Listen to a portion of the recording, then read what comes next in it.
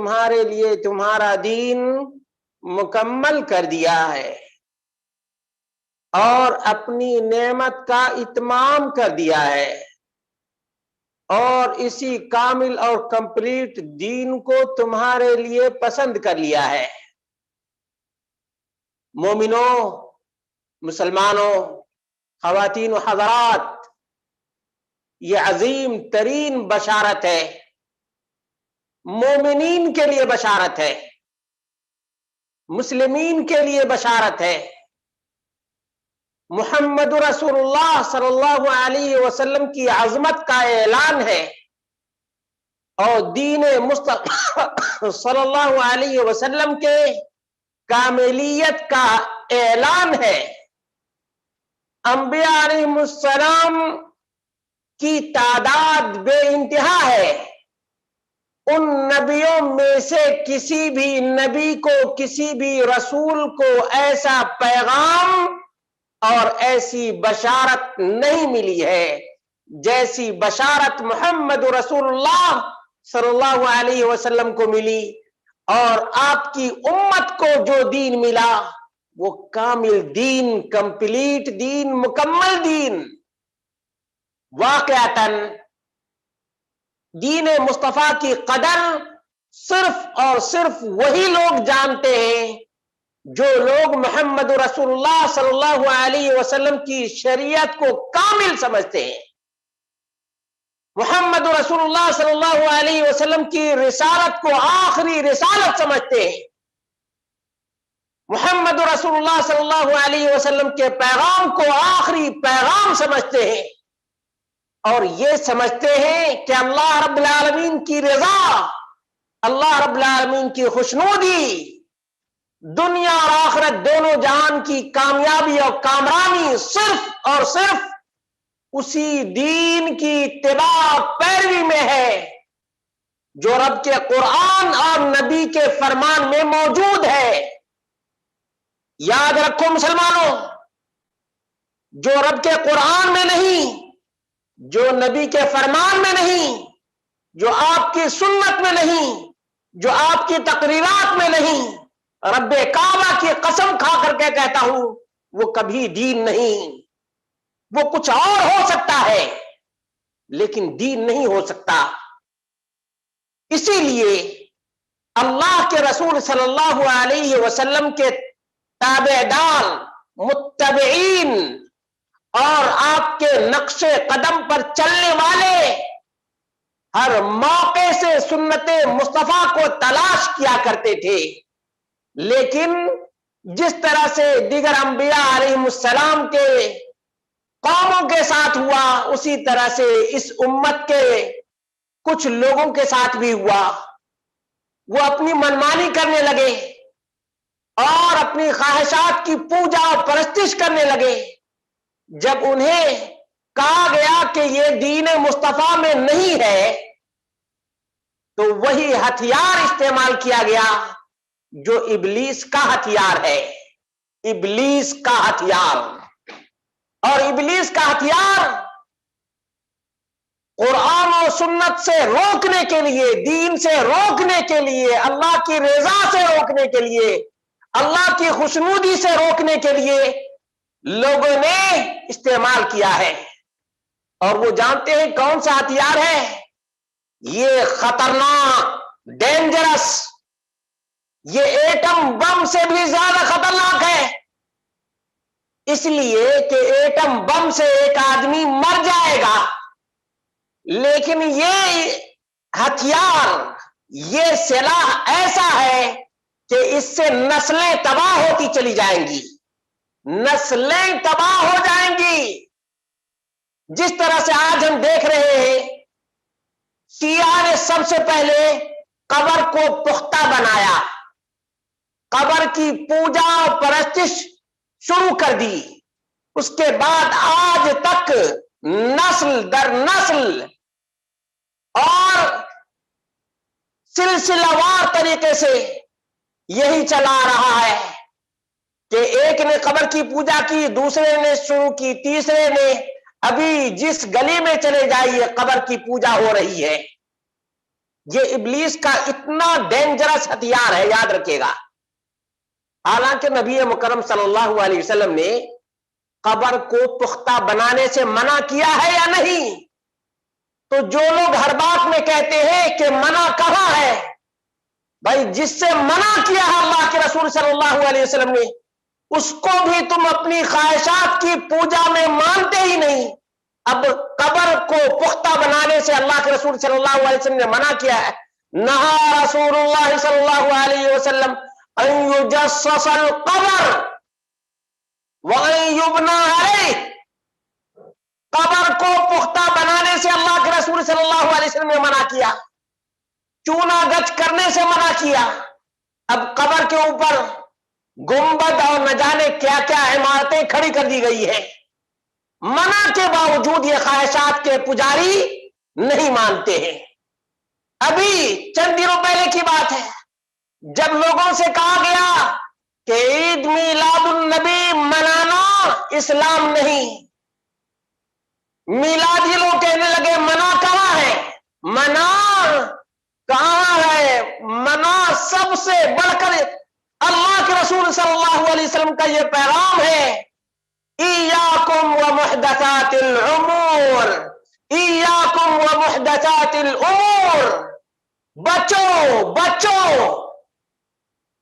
دین میں نئی نئی چیزوں سے۔ یہ ممانعت ہے یا نہیں ہے میرے بھائیوں؟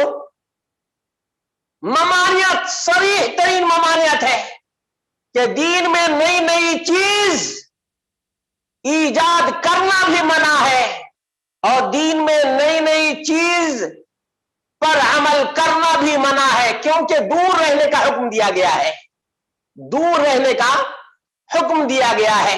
اس کے باوجود یہ سمجھنے کے لیے تیار نہیں، یہ دین کو اصل میں کامل اور کمپلیٹ سمجھتے ہی نہیں ہے۔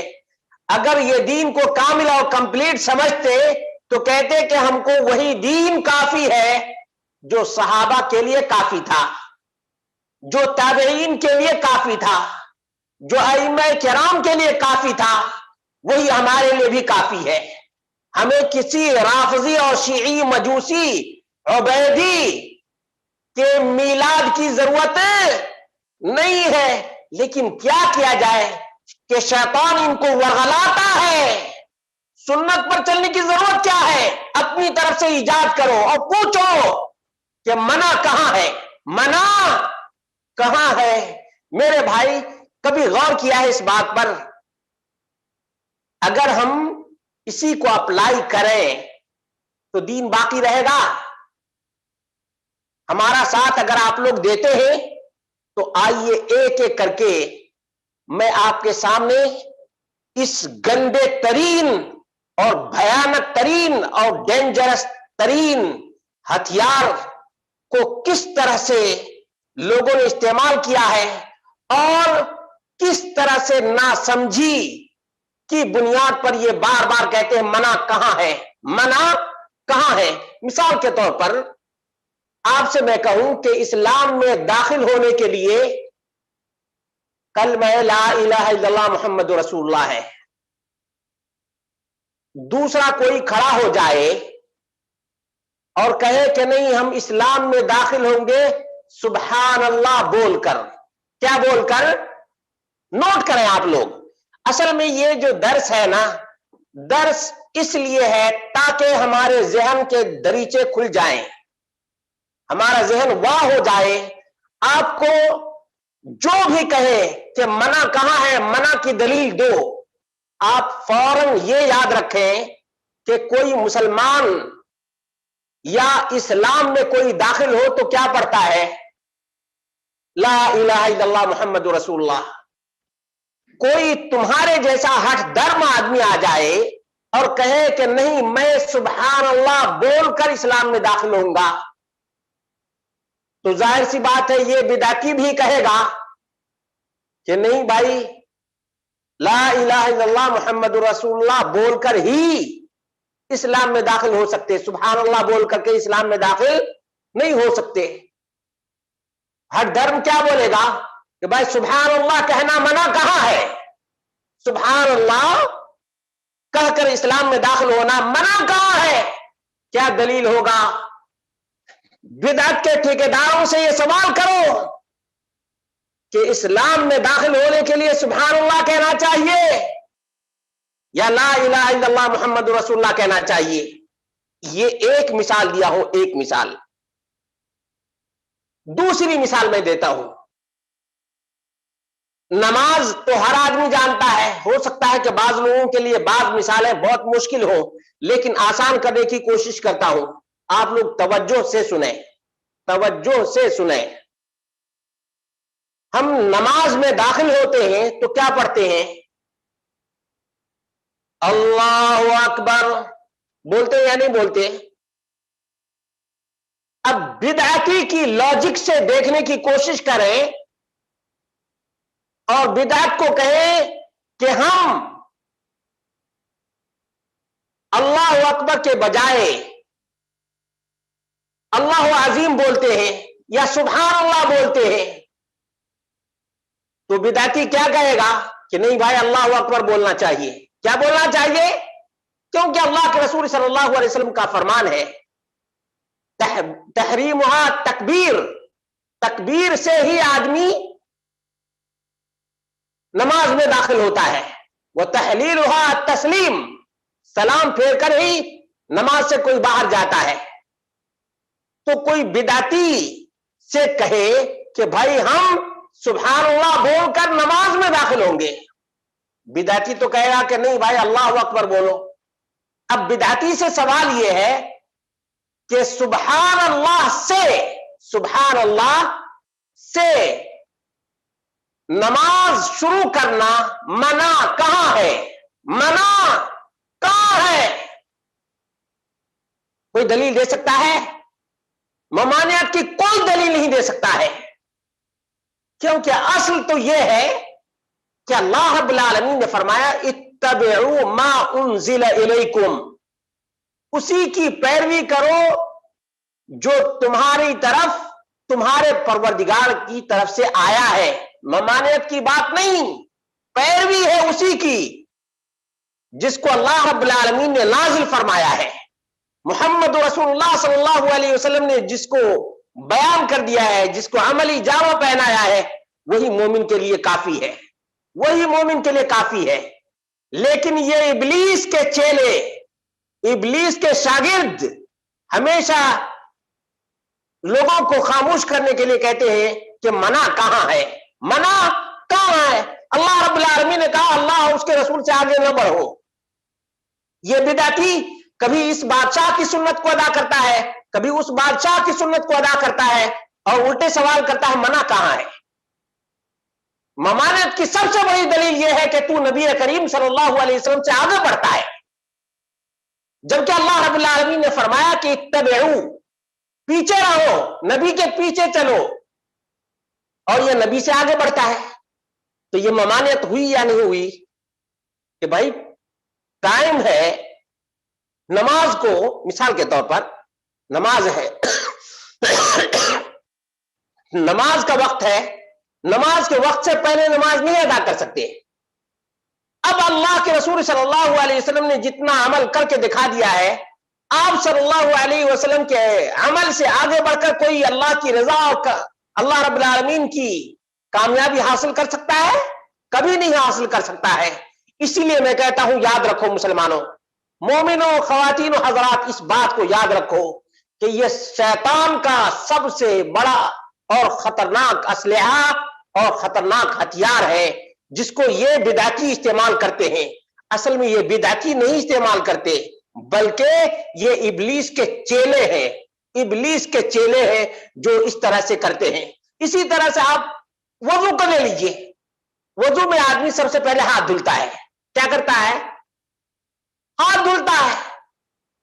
अब हाथ धुलने से पहले कोई आदमी कहे कि भाई हम कदम पांव धुलेंगे, उसको क्या कहेंगे आप? कि भाई नबी करीम सल्लल्लाहु अलैहि वसल्लम की सुन्नत है पहले हाथ धुलना, उसके बाद लास्ट में कदम धुलना चाहिए। अब वो ढीठ किस्म का बिदअती है, वो कहेगा कि भाई मना कहां है? हमने मान लिया कि हाथ पहले धुलना चाहिए, लेकिन हम पहले पांव धुलते हैं। पांव धुलना मना कहां है? पांव धुलना मना कहां है? इसी तरह से पूरा काम उल्टा करेगा, शुरू से लेकर के, यानी जिस वजू के जो आज़ा हैं उनको उल्टा करना शुरू कर दे और वो सवाल करे कि भाई ममानियत कहां है, तो बिदातियों की क्या दलील होगी, क्या लॉजिक होगी? हो सकती है? नहीं, कभी नहीं। इसलिए कि मना कहां है? ये इब्लीस का हथियार है, इब्लीस का हथियार है। इसी तरह से आप लोग भी जानते हैं कि नबी करीम सल्लल्लाहु अलैहि वसल्लम ने क़याम से नमाज की इब्तिदा की है। किससे? क़याम से। उसके बाद रुकू में गए, रुकू के बाद सजदा है, सजदे के बाद फिर जलसा है, जलसे के बाद फिर सजदा है, सजदे के बाद फिर क़याम है। अब कोई आदमी बड़ा ढीठ किस्म का हो, बड़ा बिदअती हो, बड़ा बिदअती, शैतान का पक्का चेला हो, शैतान का पक्का चेला हो, वो कहे कि नहीं, पहले हम तशहुद में बैठेंगे। कहां बैठेंगे? तशहुद में बैठेंगे पहले, उसके बाद हम सजदा करेंगे, उसके बाद रुकू करेंगे, उसके बाद हम क़याम करेंगे। पूरी की पूरी नमाज उल्टी पढ़ेगा। और जब उससे कहा जाएगा कि भाई नमाज ऐसे नहीं पढ़ो बल्कि वैसे पढ़ो जैसे मोहम्मद रसूलुल्लाह सल्लल्लाहु अलैहि वसल्लम ने पढ़ी है, सल्लू कमा रअयतुमूनी उसल्ली, रवाहुल बुखारी, तुम सब उसी तरह से नमाज पढ़ो जिस तरह से तुम लोगों ने मुझे नमाज पढ़ते हुए देखा है। अल्लाह के रसूल सल्लल्लाहु अलैहि वसल्लम का कितना वाज़ेह और सरीह पैगाम है कि तुम लोग उसी तरह से नमाज पढ़ो जिस तरह से तुम लोगों ने मुझे नमाज पढ़ते हुए देखा है। अब एक बिदअती उल्टे करता है, और जब कहा जाता है कि नमाज ऐसे पढ़ो जैसे मोहम्मद रसूलुल्लाह सल्लल्लाहु अलैहि वसल्लम ने पढ़ी है, तो वो कहता है ढीठ बिदअती इब्लीस का चेला कि भाई मना कहां है?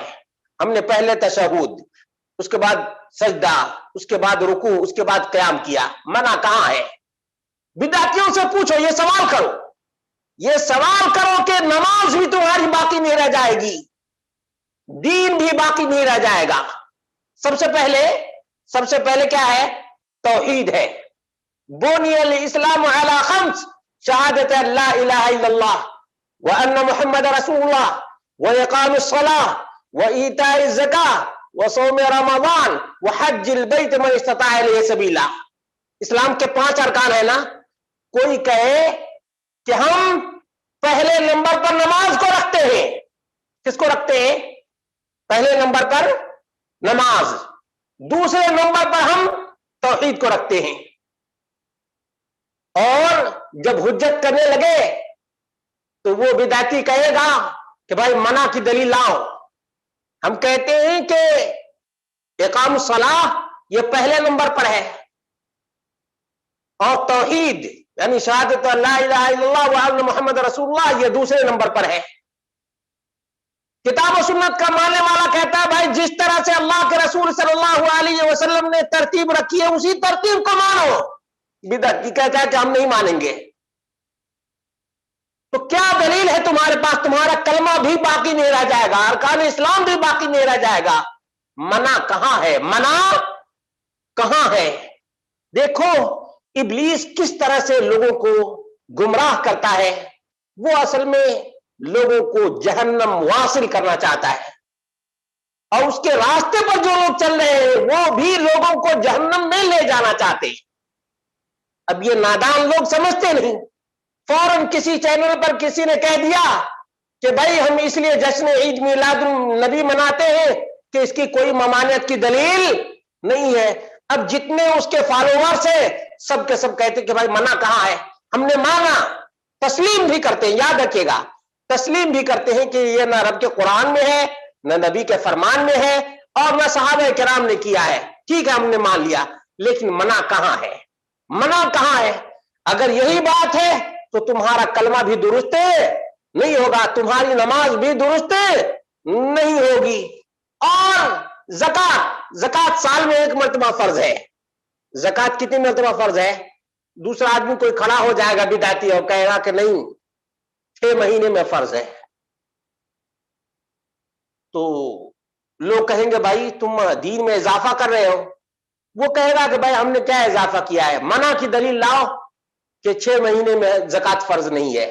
کیا دلیل ہوگی؟ یہ سب نوٹ کرتے جائیے. یہ سب نوٹ کرنے کی ضرورت ہے، اس لیے کہ جس کو بھی دعوت کا کام کرنا ہے، اہل بدعت کو سمجھانا ہے، اس کے لیے تو یہ بہت ضروری ہے. یہ بہت ضروری ہے. اور میں اس وجہ سے نہیں کہ میرے دل میں یہ بات آ گئی ہے، نہیں، میں نے برس کے تجربے کو آپ کے سامنے پیش کرنے کی کوشش کی ہے. اور آپ لوگ اس کو اپلائی کریں. آپ لوگوں میں سے جو سوال کرنا چاہیں، سوال و جواب کے لیے تو ٹائم بھی دیا جائے گا، اس میں آسانی سے آپ کسی بھی سوال کے سلسلے میں، کسی بھی جواب کے سلسلے میں آپ تفصیلی معلومات لے سکتے ہیں. کہنے کا مقصد یہ ہے کہ یہ دین صرف اتباع اور پیروی کا نام ہے، نبی اکرم صلی اللہ علیہ وسلم کے پیچھے چلنے کا نام ہے. منع کہاں ہے اس کی قطعاً ضرورت نہیں ہے. ورنہ کسی چیز کی بھی، یعنی اللہ چند مسائل کے کسی چیز میں بھی ممانعت نہیں. اصل چیز یہ ہے کہ اتباع، نبی اکرم صلی اللہ علیہ وسلم کے حکم پر عمل پیرا ہو جانا. یہ نہیں دیکھنا کہ بھائی منع کیا ہے یا نہیں کیا ہے. ویسے تو اللہ کے رسول صلی اللہ علیہ وسلم نے صراحت کے ساتھ منع کر دیا ہے، اس کے باوجود منع کہاں ہے؟ منع کہاں ہے؟ اللہ کے رسول صلی اللہ علیہ وسلم نے بدعتی کو مردود قرار دیا ہے. مردود یہ فیصلہ ہے. یہ کیا ہے؟ فیصلہ ہے. اور فیصلہ منع کرنے سے زیادہ خطرناک ہے. منع کرنے سے، مثال کے طور پر ایک آدمی کہتا ہے کہ یہاں سے وہاں مت جاؤ، وہاں مت جاؤ. ایک بات یہ ممانعت ہو گئی. دوسری بات یہ کہ یہاں سے وہاں جو جائے گا اس کو اتنا فائن دینا پڑے گا یا وہ فیل ہو جائے گا. وہ کیا ہو جائے گا؟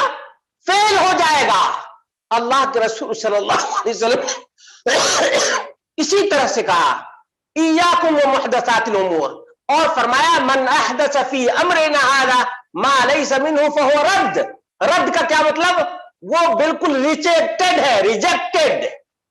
ایک اس کی مثال دیتا ہوں. کوئی سامان ہے کہ بھائی اس نمونے کے مطابق ہم کو مال چاہیے. عام طور پہ جو کمپنی والے ہیں یا پارٹس والے ہیں، دیکھ لیجیے، تمام کے لیے میں کہہ رہا ہوں، یہ وہ ایک نمونہ دیتے ہیں، سیمپل دیتے ہیں، اس کے مطابق مال تیار کر دیا جاتا ہے. کبھی بھی مالک یہ نہیں کہتا کہ اس سے بڑا نہیں بنانا، اس سے چھوٹا نہیں بنانا، بلکہ یہ کہتا ہے کہ اس سیمپل کے مطابق کرنا. اللہ رب العالمین نے تو یہی تو کیا ہے. لقد کان لکم فی رسول اللہ اسوۃ حسنہ، تم سب کے لیے محمد رسول اللہ صلی اللہ علیہ وسلم بہترین نمونہ ہے، نمونہ، بہترین سیمپل ہے. اب کوئی کہے کہ بھائی منع کہاں کیا ہے؟ مردود تمہیں اتنا بھی معلوم نہیں ہے کہ اللہ کے رسول صلی اللہ علیہ وسلم نے فرمایا کہ فیصلہ ہو چکا ہے، جو نبی سے آگے بڑھے گا وہ جہنم میں جلے گا. کتنا بڑا فیصلہ ہے، کتنی بڑی ممانعت ہے میرے بھائیوں. غور کرنا ان باتوں پر. آج تک کوئی بھی کارخانے والا یہ نہیں کہتا کہ اس سے بڑا بناؤ یا اس سے چھوٹا بناؤ. نہیں، جو ہم نے سیمپل دیا ہے سیم ویسا ہی ہونا چاہیے. اللہ رب العالمین نے فرمایا کہ ہمارے نبی جس کو ہم نے سیمپل بنایا ہے تمہارے لیے، انہی کے جیسا عمل کرو، انہی کے جیسا. نہ آگے بڑھو نہ پیچھے ہٹو، بلکہ نبی اکرم صلی اللہ علیہ وسلم کے نقش قدم پر چلو. اس کے باوجود منع کہاں ہے؟ منع کہاں ہے؟ اللہ کے بندو ذرا سوچو کہ یہ کلمہ کی بات ہو گئی، اسلام کے ارکان کے سلسلے میں بات ہو گئی، نماز کے سلسلے میں بات ہو گئی. اب حج کا مسئلہ لے لو. حج کا مسئلہ لے لو. حج کس مہینے میں کرتے ہیں؟ ذی الحجہ کے مہینے میں.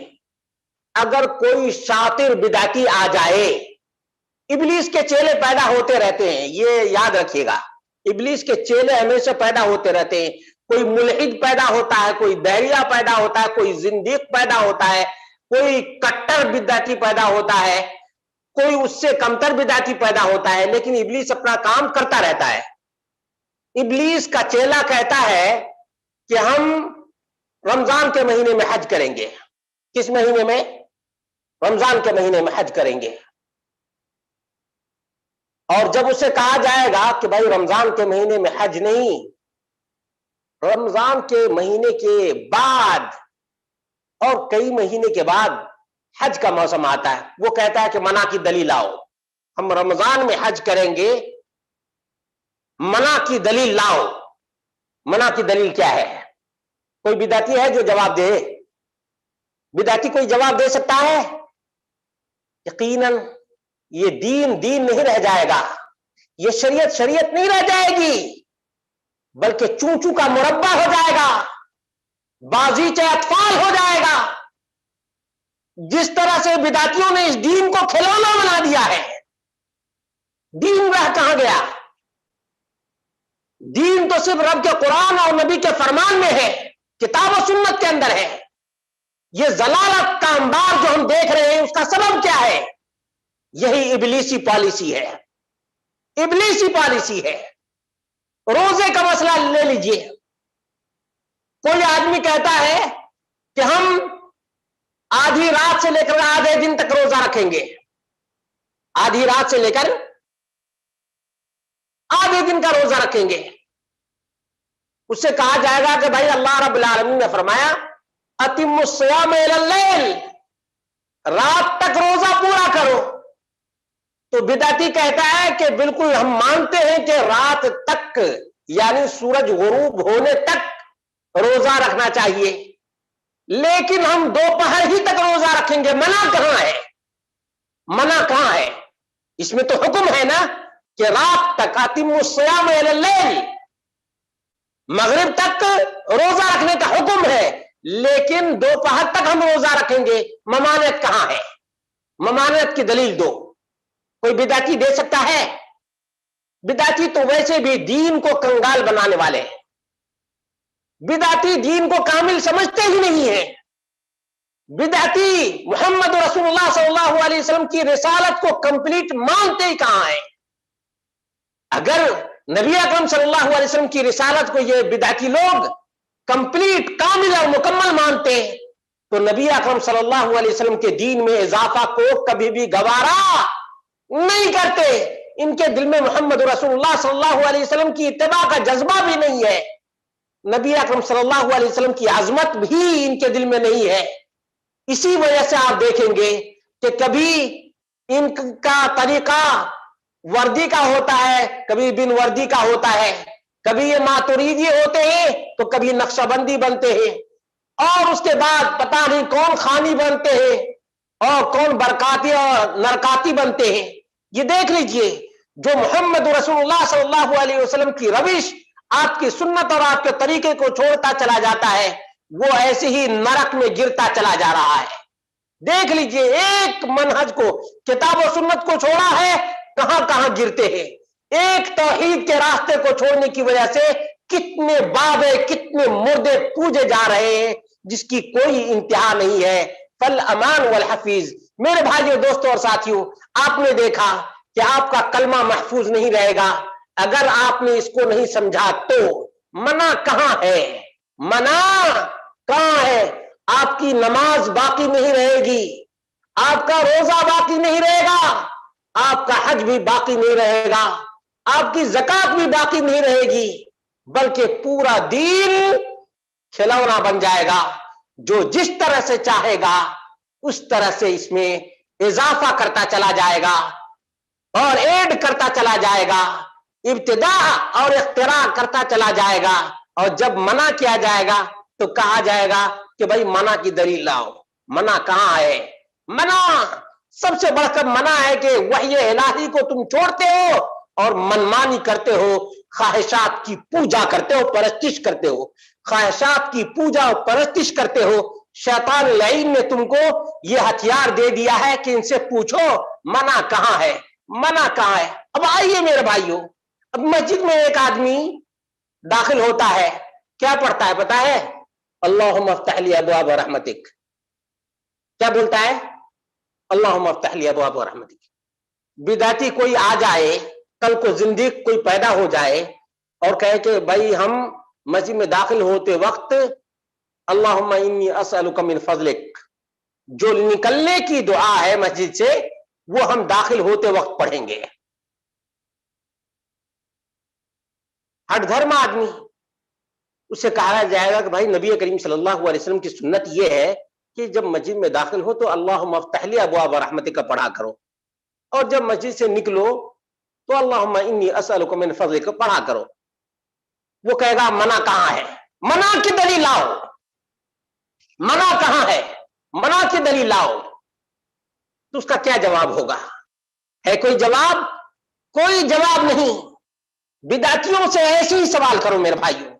اور بدعتیوں کا ایک بہت مشہور اور معروف مسئلہ ہے. وہ مسئلہ کیا ہے جانتے ہیں؟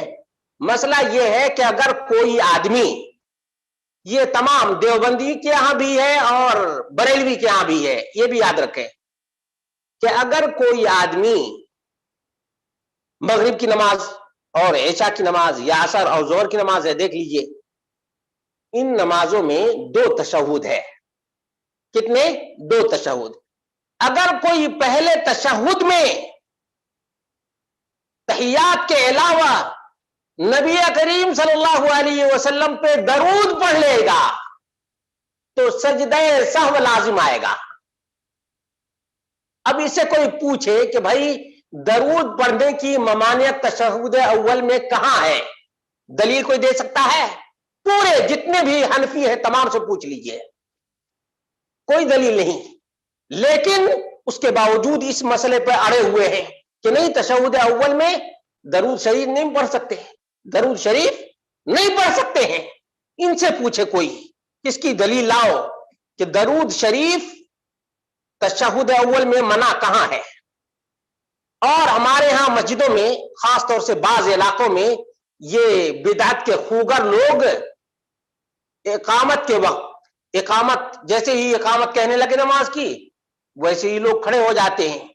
بعض مسجدوں میں زبردستی بیٹھاتے ہیں، کہتے بیٹھ، ابھی نہیں کھڑا ہو سکتا جب تک کہ قد قامت الصلاۃ نہ کہے تب تک، یا حی علی الصلاۃ حی علی الفلاح نہ کہے تب تک بیٹھے رہو. اب اس سے کوئی پوچھے کہ بھائی ہم اللہ اکبر کہتے وہ کھڑا ہو گئے تو ممانعت کی تم دلیل دو، ممانعت کی دلیل دو. بدعتیوں ہر چیز میں یہ اسی طرح سے ابلیس کا سلاح اور ابلیس کا ہتھیار استعمال کرتے ہیں. لیکن یہاں ان سے پوچھا جائے بھلا بتاؤ کہ تم لوگ اقامت کے وقت کھڑے ہونے سے کیوں منع کرتے ہو؟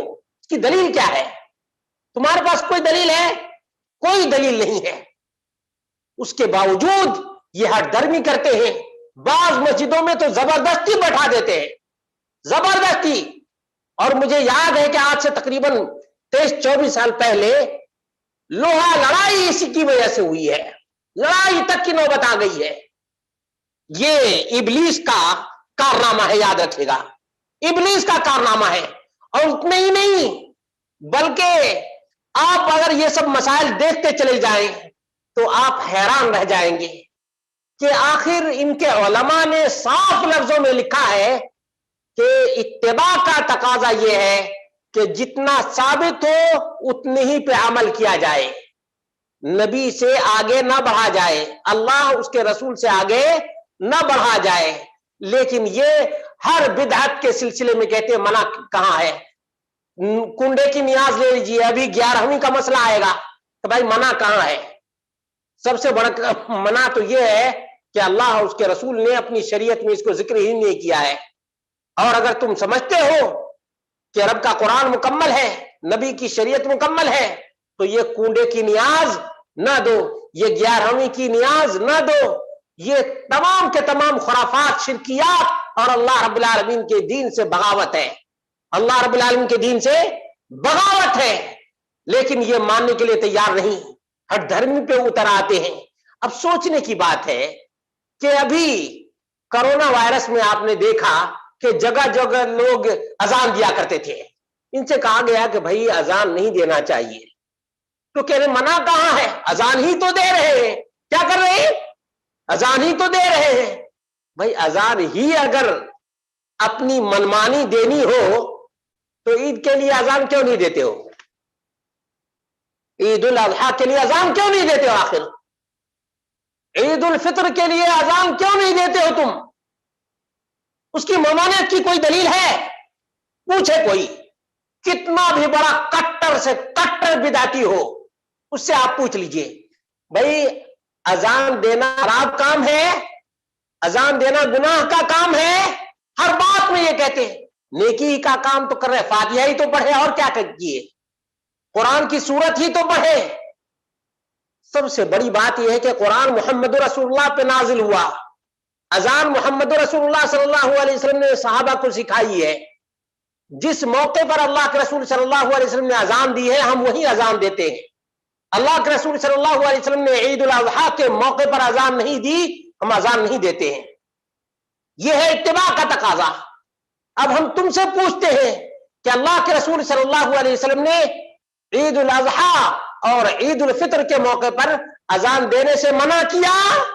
نہیں، منع نہیں کیا ہے، بلکہ عملی ہے، عملی۔ اللہ کے رسول صلی اللہ علیہ وسلم نے اذان نہیں دی عید الاضحیٰ کے موقع پر، اور عید الفطر کے موقع پر ہم بھی نہیں دیتے ہیں، اور یہی اتباع کا تقاضا ہے کہ ہم اللہ اور اس کے رسول سے آگے نہ بڑھیں۔ آپ کے سامنے جتنی مثالیں دی گئی ہیں یہ تمام کے تمام ایک طرح سے معمولی مثالیں ہیں، معمولی مثالیں ہیں، ورنہ تو آپ جتنے بھی اپلائی کرتے جائیے، میں ایک ایگزامپل کے طور پر یہ سب مثالیں دیا ہوں، اور جب آپ ان ایگزامپلس کو اپلائی کرتے جائیں گے تو ہر موقع پر آپ کو سمجھ میں آ جائے گا کہ بھائی اصل یہ نہیں ہے کہ منع کہاں ہے، بلکہ اصل یہ دیکھنا چاہیے کہ نبی اکرم صلی اللہ علیہ وسلم کی شریعت میں ثابت ہے یا نہیں ہے۔ ثابت ہے تو فبہا و نعمت، نبی کریم صلی اللہ علیہ وسلم نے کیا ہے، آپ کے صحابہ نے کیا ہے، ہم بھی کریں گے۔ نبی کریم صلی اللہ علیہ وسلم نے نہیں کیا ہے، آپ کے صحابہ نے نہیں کیا ہے، ہم بھی نہیں کریں گے۔ ہمیں یہ پوچھنے کی ضرورت نہیں کہ منع ہے یا نہیں ہے۔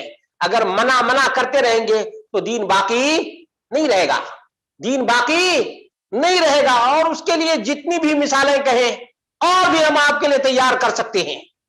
اور اسی طرح سے دیکھ لیجئے، اب اذان ہی کی بات آئی تو کوئی آدمی کہے گا، اور یہ بہت ہی عام فہم مثال ہے، مثال کے طور پر ایک آدمی اذان کیسے شروع کرتا ہے، آپ بھی شروع کیجئے ذرا سا، اللہ اکبر اللہ اکبر بولتے ہیں نا۔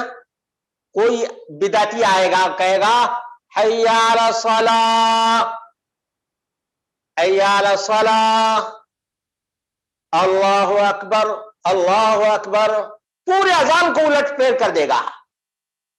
جب اس سے کہا جائے گا کہ بھائی اذان ایسی نہیں دینی چاہیے جیسی اذان نبی کریم صلی اللہ علیہ وسلم نے سکھلائی ہے، ویسی ہی اذان دو، تو وہ ہر دھرم میں ابلیس کا چیلا کیا کہے گا جانتے ہیں؟ منع کی دلیل دو۔ ہم نے حی علی الصلاۃ سے اذان شروع کی ہے اور تم کہتے ہو اللہ اکبر سے اذان شروع کرنا چاہیے، اب تم دلیل دو کہ حی علی الصلاۃ نہیں بولنا چاہیے، اللہ اکبر بولنا چاہیے۔ کوئی دے سکتا ہے؟ کوئی دے؟ کتنا بھی بڑا بدعتی لے آئیے، اس سے اتنا پوچھ لیجئے منع کہاں ہے؟ یعنی اب کیا ہے، نہ کلمہ باقی رہ جائے گا، نہ نماز باقی رہ جائے گی، نہ روزہ باقی رہ جائے گا، نہ حج باقی رہ جائے گا، اور نہ اذان باقی رہ جائے گی، اور نہ وضو باقی رہ جائے گا، سب الٹا۔ اور صرف ایک ابلیس کا ہتھیار ہے جو پورے کو ملیا میٹ کرنے کے لیے کافی ہے۔ یہ ایٹم بم سے بھی زیادہ خطرناک ہے جو ابلیس استعمال کر رہا ہے اور ابلیس کے چیلے بھی استعمال کر رہے ہیں، اور وہ یہ ہے منع کہاں ہے، منع کہاں ہے؟ لا حول ولا قوت الا باللہ۔ مسلمانوں ذرا غور کرو کہ کس طرح سے یہ بدعتی لوگ اپنے بدعت کو رواج دینے کے لیے چور دروازہ نکالے ہیں کہ منع کہاں ہے۔ منع نہیں ہے تو ہم کرتے چلے جائیں گے، حالانکہ شریعت کا دستور اور طریقہ کیا ہے جانتے ہیں؟ شریعت کا دستور یہ ہے کہ العبادات توقیفیہ، العبادات توقیفیہ، عبادات جتنی بھی ہے تمام کے تمام توقیف، یعنی جتنا ثابت ہو اتنے پر رک جاؤ، وقف۔ کیا مطلب ہے وقف؟ اب یہ نمازی کی بات، مغرب کی کتنی رکعتیں ہیں؟ 3 رکعت ہے. کوئی بدعتی آ جائے اور کہے کہ ہم 4 رکعت پڑھیں گے، تو 4 رکعت مغرب میں پڑھنے کی ممانعت کہاں ہے؟ دلیل لاؤ، دلیل لاؤ. دلیل دے سکتا ہے؟ نہیں، کہیں نہیں ممانعت. بلکہ اللہ کے رسول صلی اللہ علیہ وسلم کا عملی ثبوت 3 رکعت مغرب کی. فجر کی کوئی آدمی کہے گا فجر کی بہت فضیلت ہے، اس لیے ہم فجر 2 کے بجائے 4 پڑھتے ہیں. کتنے پڑھتے ہیں؟ 4 پڑھتے ہیں. تو ممانعت کی دلیل ہے آپ کے پاس؟ کوئی دلیل نہیں ہے. یعنی فجر کی نماز بھی نہیں رہے گی سلامت، مغرب کی نماز بھی سلامت نہیں رہے گی، مغرب کی نماز بھی سلامت نہیں رہے گی. اللہ کے رسول صلی اللہ علیہ وسلم نے 1 رکعت میں 2 سجدے کیے. کوئی کہتا ہے کہ ہم 3 سجدے کریں گے 1 رکعت میں. کتنے سجدے؟ 3 سجدے کریں گے. کوئی کتاب و سنت کا ماننے والا کہے گا کہ بھائی 1 رکعت میں 2 ہی سجدے ہوتے ہیں. کتنے سجدے ہوتے ہیں؟ 2 سجدے ہوتے ہیں. بدعتی کہے گا کہ بھائی ہم نے 3 سجدہ کیا ہے، ممانعت کی دلیل لاؤ، ممانعت کی دلیل لاؤ. یعنی کوئی نماز سلامت نہیں رہے گی، کوئی رکعت بھی سلامت نہیں رہے گی، کوئی رکعت بھی. اذکار کے ابھی یہ سب مثالیں جو دے رہا ہوں ذرا غور کیجئے گا، موٹی موٹی مثالیں ہیں یہ. ورنہ اگر اذکار کے مسئلے میں چلے جائیں، سبحانک اللہم و بحمدک و تبارک اسمک و تعالی جدک و لا الہ غیرک، کب لوگ پڑھتے ہیں؟ اللہ اکبر کہنے کے بعد. ثنا کب پڑھتے ہیں؟ تکبیر تحریمہ کے بعد. کوئی آدمی کہے کہ نہیں ہم پہلے سورۃ الفاتحہ پڑھیں گے اس کے بعد ثنا پڑھیں گے. اس سے جب کہا جائے گا کہ بھائی پہلے ثنا پڑھو اس کے بعد فاتحہ پڑھو اس کے بعد دوسری سورت پڑھو، تو وہ کہے گا کہ بھائی منع کی دلیل لاؤ، منع کی دلیل لاؤ. 1 رکعت باقی سلامت نہیں رہ سکتی ہے، یہ یاد رکھیے گا. جو رکوع کے اذکار ہے اس کو کوئی سجدے میں کہے، جان بوجھ کر کہے، ڈھیٹ بن کر کہے، اور پھر اتنا بھی کہہ دے کہ منع کہاں ہے؟ منع کی دلیل دو، منع کی دلیل دو. تشہد کا مسئلہ لے لیجئے. پہلے تشہد میں کوئی کہے کہ ہم پوری کی پوری جو ہے دعا پڑھیں گے تشہد اول میں. کوئی کہے کہ بھائی اللہ کے رسول صلی اللہ علیہ وسلم اتنی ہی پڑھا کرتے تھے، وہ کہے گا منع کی دلیل کہاں ہے؟ منع کی دلیل کہاں ہے؟ اب ظاہر سی بات ہے منع کی تو کوئی دلیل نہیں، بلکہ اتباع ہے. اتباع کہ اللہ کے رسول صلی اللہ علیہ وسلم نے جتنا کیا ہے، جس طرح سے صحابہ کرام نے محمد رسول اللہ صلی اللہ علیہ وسلم کو کرتے ہوئے دیکھا ہے، اسی طرح سے نبی کریم صلی اللہ علیہ وسلم کے صحابہ نے ذکر کیا ہے، بیان کیا ہے، اور کتاب و سنت کے اندر مذکور ہے. لیکن یہ ابلیس کا کتنا خطرناک ہتھیار ہے، اس کے ڈینجرس کو سمجھنے کی کوشش کیجئے میرے بھائیو، دوستو اور ساتھیو، کہ یہ بہت ہی بڑا کھیل ہے، یہ بہت بڑا گیم ہے. پورے دین کو برباد کرنے کے لیے، ختم کرنے کے لیے، ڈیمولش کرنے کے لیے یہ ہتھیار ابلیس نے دیا ہے کہ منع کہاں ہے، منع کہاں ہے. اور اسی طرح سے میرے بھائیو، دوستو اور ساتھیو، اتنا ہی تک بس نہیں. آج ہندوستان کے بہت سے علاقوں میں، اور ہندوستان ہی کی کیا بات کریں، پاکستان کی بات لے لیجئے یا افغانستان کی بات لے لیجئے، کہ اللہ رب العالمین کا حکم ہے یا ایھا الذین آمنوا اذا نودی للصلاۃ من یوم الجمعہ فاسعوا الی ذکر اللہ. حکم ہے نا. اس کے باوجود بہت سے گاؤں ایسے ہیں جہاں پر جمعہ نہیں قائم کرتے، جمعہ کی نماز ہوتی ہی نہیں ہے. 5 وقتہ نماز تو ہوتی ہے لیکن جمعہ کی نماز نہیں ہوتی ہے. کیوں نہیں ہوتی ہے پتا ہے؟ کہتے نہیں گاؤں میں، چھوٹے دیہات میں جمعہ کی نماز نہیں ہوتی ہے. ان سے کوئی پوچھے کہ بھائی گاؤں میں جمعہ پڑھنے کی ممانعت کہاں ہے؟ کہاں سے تم یہ دھرم بنا کر لائے ہو؟ اس کی دلیل کیا ہے؟ کیا نبی اکرم صلی اللہ علیہ وسلم نے گاؤں میں جمعہ کی نماز پڑھنے سے منع کیا ہے؟ کہیں کوئی دلیل نہیں ہے، کہیں کوئی دلیل نہیں. اس کے باوجود یہ بدعتی لوگ जुमा तक नहीं पढ़ते हैं देहात में और गांव में। बहुत से इलाके ऐसे हैं जहां पर चंद नौजवानों ने, किताब और सुन्नत के मानने वालों ने जुमा कायम किया तो उनको मारे हैं, पीटे हैं और उनकी मस्जिद को मिसमार किए हैं। ये बिदअती लोग हैं, याद रखें मुसलमानों, ये इतना गंदा हथियार है ये। इसलिए इन लोगों से बातचीत करने के लिए आपको ये तमाम की तमाम मिसालें एक तरफ से नोट करनी चाहिए।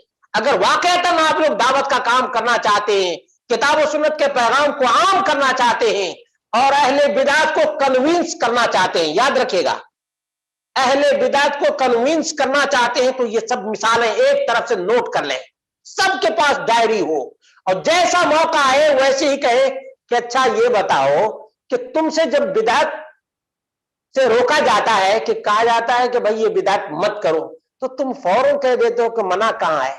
अच्छा ये बताओ कि फला चीज मना कहां है, तुम्हारे पास कोई दलील है? तुम गांव में जुमा की नमाज नहीं पढ़ते, उसकी ममानियत की दलील क्या है? तुम तशहुद अव्वल में दरूद पढ़ने से मना करते हो, इसकी दलील क्या है?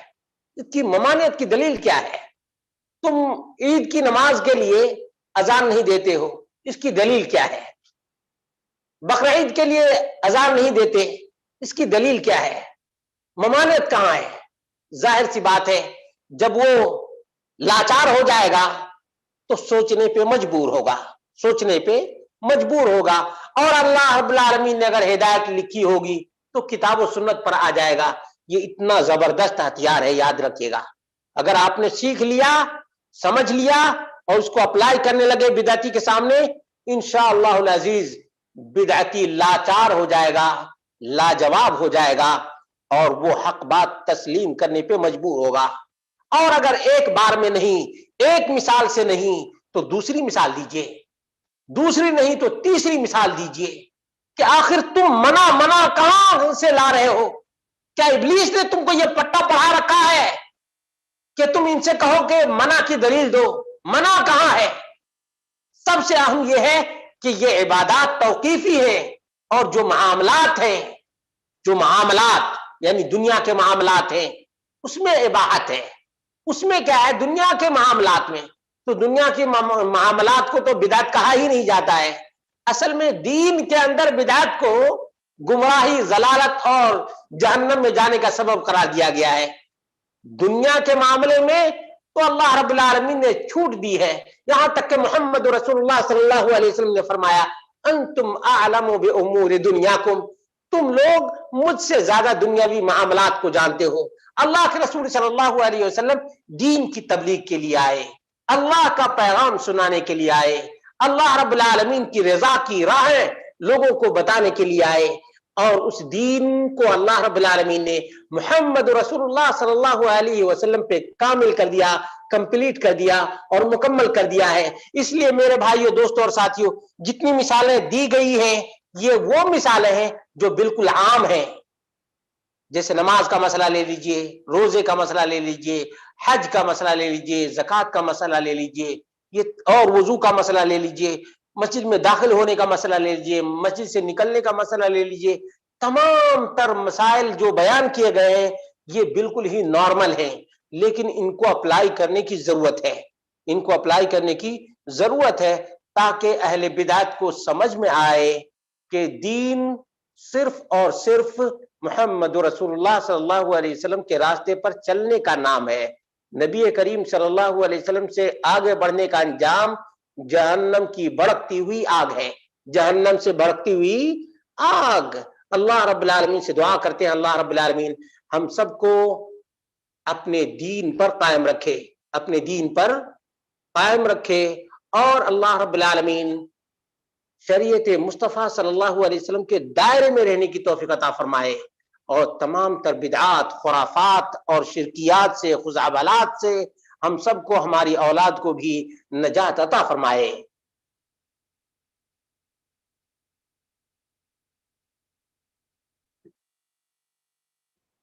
अब सवालों जवाब का सिलसिला जारी करते हैं। जिन ख़वातीन और हज़रात को सवालात करने हैं वो बिल्कुल सवालात कर सकते हैं। جزاک اللہ خیرن، بارک اللہ فیک، نفع اللہ بکم الاسلام والمسلمین۔ میرے محترم بھائی، اب تک ہم شیخ محترم سے سن رہے تھے کہ منع کہاں ہے، ابلیس کا ہتھیار ہے۔ ماشاءاللہ شیخ محترم نے قرآن و حدیث کی روشنی میں ایک مدلل خطاب فرمائے ہیں کہ ایسے لوگوں کو ہم کیسے جوابات دیں۔ اللہ سبحانہ و تعالی ہم سب کو